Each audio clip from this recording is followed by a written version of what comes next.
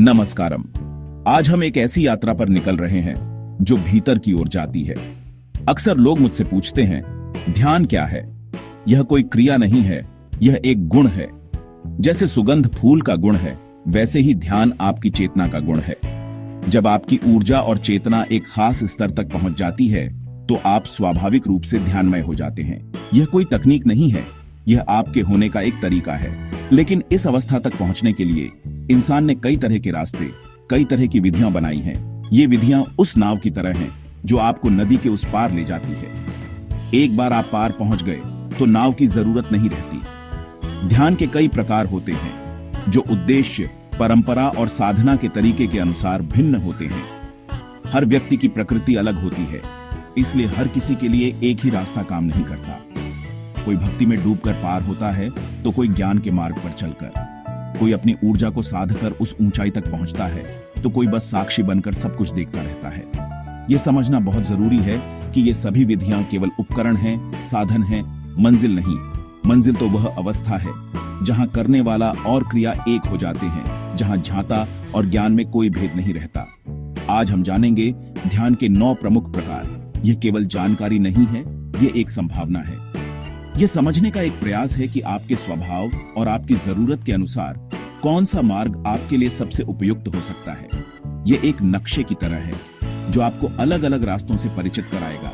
लेकिन याद रखिए, नक्शे को देखने से यात्रा पूरी नहीं होती, यात्रा तो कदम उठाने से ही होगी। तो चलिए इस अद्भुत आंतरिक जगत की खोज में पहला कदम उठाते हैं और इन 9 द्वारों को खोलने का प्रयास करते हैं। सबसे पहला और बुनियादी प्रकार है एकाग्रता आधारित ध्यान। इसे आप धारण की प्रक्रिया भी कह सकते हैं।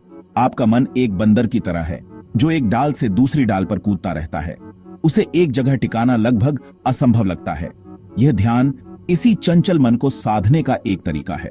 इसमें हम अपनी पूरी चेतना को, अपनी पूरी जागरूकता को एक ही बिंदु पर केंद्रित करते हैं। वह बिंदु कुछ भी हो सकता है, एक जलता हुआ दिया जिसे त्राटक कहते हैं, आपकी सांसों का आना जाना, या फिर कोई मंत्र जिसका आप जाप कर रहे हैं। इसका उद्देश्य मन को भटकने से रोकना है। जब आप अपनी सारी ऊर्जा को एक ही स्थान पर लगाते हैं तो वह शक्तिशाली हो जाती है।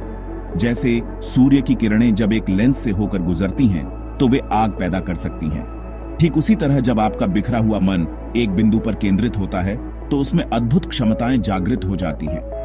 यह ध्यान की पहली सीढ़ी है। यह आपको बाहरी दुनिया के कोलाहल से हटाकर अपने भीतर की स्थिरता से परिचित कराती है। अब हम एक दूसरे आयाम में प्रवेश करते हैं जिसे साक्षी भाव ध्यान या विपश्यना कहते हैं। यहां हम मन को किसी एक चीज पर टिकाने की कोशिश नहीं करते, बल्कि उसे पूरी तरह से खुला छोड़िए देते हैं। आपका काम बस एक दर्शक की तरह, एक साक्षी की तरह दूर खड़े होकर देखना है। आपके मन में जो भी विचार आ रहा है आने दें।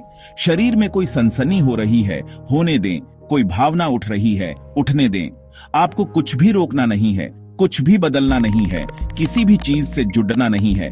कल्पना कीजिए कि आप एक नदी के किनारे बैठे हैं और पानी में बहते हुए पत्तों को देख रहे हैं। आप किसी पत्ते को पकड़ ढाने की कोशिश नहीं करते, न ही उसे धकेलते हैं। आप बस उन्हें बहते हुए देखते हैं। आपके विचार और भावनाएं भी उसी तरह हैं। जब आप बिना किसी निर्णय के, बिना अच्छे बुरे का लेबल लगाए बस उन्हें देखना शुरू करते हैं तो धीरे धीरे वे अपनी शक्ति खोने लगते हैं। आप यह महसूस करना शुरू कर देते हैं कि आप अपने विचारों से अलग हैं। यह आत्मनिरीक्षण और मानसिक शांति पाने का एक बहुत ही गहरा और शक्तिशाली मार्ग है। मंत्र ध्यान एक बहुत ही प्राचीन और शक्तिशाली तकनीक है। मंत्र का अर्थ है मनः त्रायते इति मंत्र, यानी जो मन का त्राण करे, जो मन को पार ले जाए। यह एक विशेष ध्वनि या शब्द है जिसके कंपन में एक खास तरह की ऊर्जा होती है। जब आप किसी मंत्र को बार बार दोहराते हैं, चाहे जोर से या मन ही मन, तो आप अपने पूरे सिस्टम में एक खास तरह का कंपन पैदा करते हैं। यह कंपन आपके भीतर की नकारात्मकता और अशांति को धीरे धीरे नष्ट कर देता है। हर मंत्र की अपनी एक अलग ऊर्जा और अपना एक अलग उद्देश्य होता है। कुछ मंत्र शांति के लिए होते हैं, कुछ ऊर्जा जागरण के लिए, तो कुछ सुरक्षा के लिए। जब आप पूरी श्रद्धा और एकाग्रता के साथ मंत्र का जाप करते हैं तो आपका मन धीरे धीरे बाहरी दुनिया से हटकर उस ध्वनि में लीन हो जाता है। एक समय ऐसा आता है जब जाप करने वाले आप, जाप की प्रक्रिया और स्वयं मंत्र तीनों एक हो जाते हैं। यह मन को शुद्ध करने और अपनी ऊर्जा को एक सकारात्मक दिशा देने का एक बहुत ही सरल और प्रभावी तरीका है। क्रिया योग एक बहुत ही गूढ़ और वैज्ञानिक प्रक्रिया है। यह केवल बैठकर ध्यान करना नहीं है, बल्कि यह एक संपूर्ण साधना है जिसमें प्राणायाम, बंध, मुद्रा और ध्यान का एक अनूठा समन्वय होता है। इसका मूल सिद्धांत यह है कि आपकी सांस और आपका मन सीधे तौर पर जुड़े हुए हैं। अगर आप अपनी सांस को नियंत्रित कर सकते हैं, तो आप अपने मन को भी नियंत्रित कर सकते हैं। क्रिया योग में विशेष सांस की तकनीकों का उपयोग किया जाता है, जिससे शरीर में प्राण या जीवन ऊर्जा का प्रवाह नियंत्रित होता है। इसका मुख्य लक्ष्य है सुषुम्ना नाड़ी, जो आपकी रीढ़ की हड्डी के मध्य में स्थित है, उसमें प्राण शक्ति को ऊपर की ओर उठाना। जब यह ऊर्जा नीचे के चक्रों से ऊपर की ओर उठकर सहस्रार चक्र तक पहुंचती है, तो व्यक्ति चेतना की उच्चतम अवस्था को अनुभव करता है। यह एक उन्नत साधना है जिसे किसी योग्य गुरु के मार्गदर्शन में ही सीखना चाहिए। यह केवल मानसिक शांति के लिए नहीं है, बल्कि आपके पूरे ऊर्जा शरीर का कायाकल्प करने और चेतना के विकास को तीव्र करने की एक शक्तिशाली विधि है।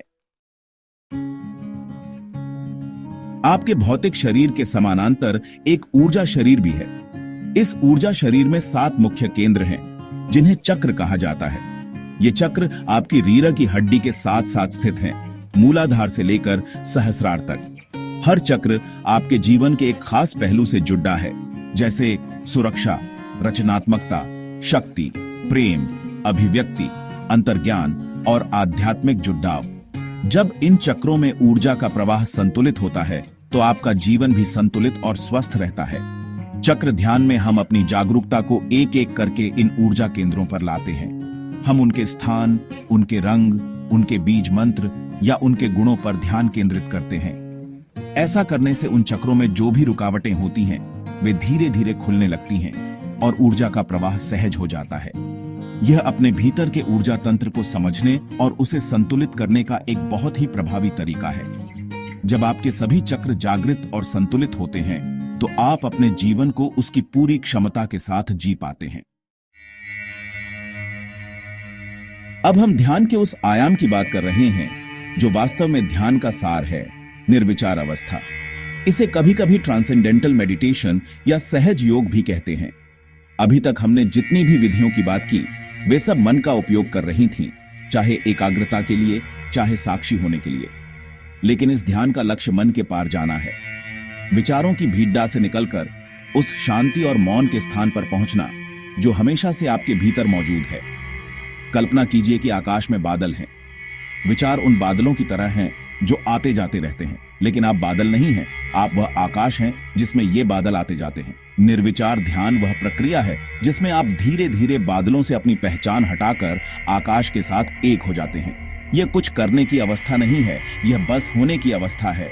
जब मन पूरी तरह से शांत हो जाता है, तब आप अपनी वास्तविक प्रकृति, अपनी शुद्ध चेतना का अनुभव करते हैं। यह परम विश्राम और आनंद की स्थिति है। निर्गुण ध्यान चेतना की एक बहुत ही उन्नत अवस्था है। निर्गुण का अर्थ है बिना किसी गुण के, बिना किसी रूप के। इस ध्यान में हम किसी मूर्ति, किसी चित्र, किसी मंत्र या किसी भी बाहरी सहारे का उपयोग नहीं करते। हमारा ध्यान उस पर होता है जो निराकार है, जो सर्वव्यापी है, जो हर चीज का स्रोत है, जिसे ब्रह्म, शून्यता या आत्मा कहते हैं। यह ज्ञान योग और अद्वैत वेदांत की परंपरा का एक महत्वपूर्ण अंग है। यह समझना थोड़ा मुश्किल हो सकता है, क्योंकि हमारा मन हमेशा किसी न किसी रूप या आकार को पकड़े डालने की कोशिश करता है।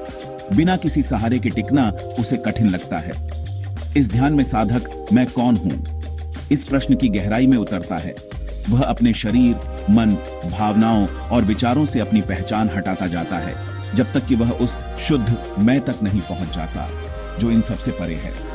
यह स्वयं को ब्रह्मांडीय चेतना में विलीन कर देने का मार्ग है।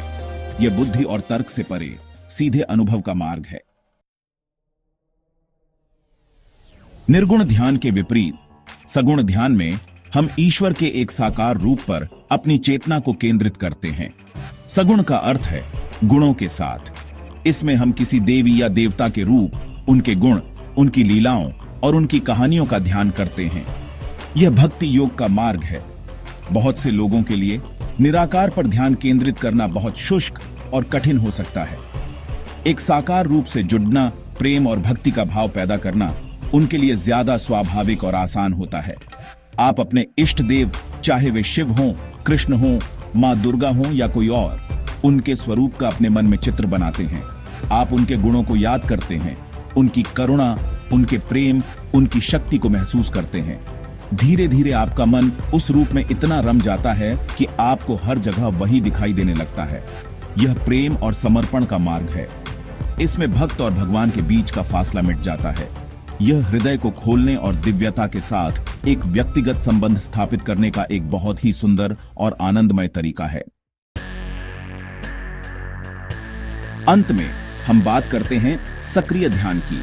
यह एक बहुत ही आधुनिक और क्रांतिकारी विधि है जिसे विशेष रूप से आज के तनावग्रस्त इंसान के लिए बनाया गया है।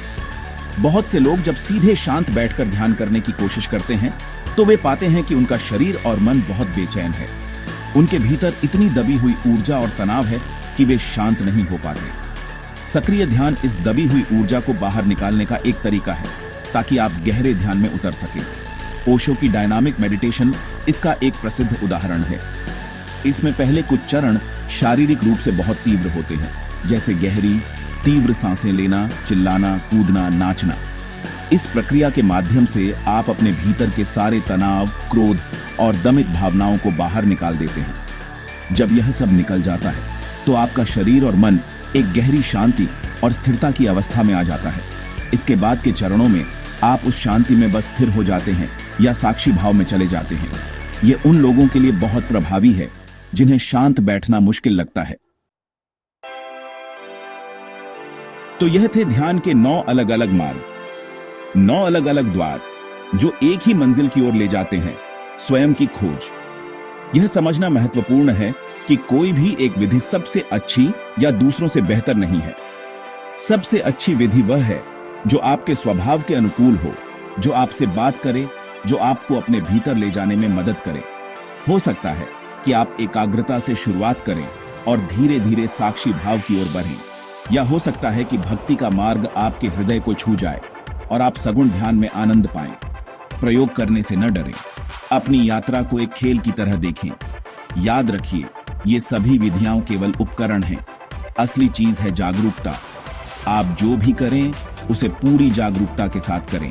चलते समय, खाते समय, बात करते समय हर पल जागरूक रहने का प्रयास करें। धीरे धीरे यह जागरूकता आपके जीवन का हिस्सा बन जाएगी और फिर आपको ध्यान करने के लिए अलग से बैठने की जरूरत नहीं पड़ेगी। आपका पूरा जीवन ही एक ध्यान बन जाएगा। यही योग का, यही आध्यात्मिकता का परम लक्ष्य है, जीवन को उसकी पूरी तीव्रता और समग्रता में जीना। मैं जानना चाहूंगा कि आपका अनुभव क्या रहा है। आप किस प्रकार का ध्यान करते हैं या किस विधि ने आपको सबसे ज्यादा आकर्षित किया? नीचे कमेंट्स में हमारे साथ अपने विचार और अनुभव साझा करें। आपकी यात्रा दूसरों के लिए भी प्रेरणा बन सकती है। और अगर आप इस तरह के ज्ञानवर्धक विषयों में रुचि रखते हैं जो आपको स्वयं के करीब लाते हैं, तो इस चैनल को सब्सक्राइब करना ना भूलें और बेल आइकॉन को दबाएं ताकि आप कोई भी वीडियो मिस न करें। नमस्कारम।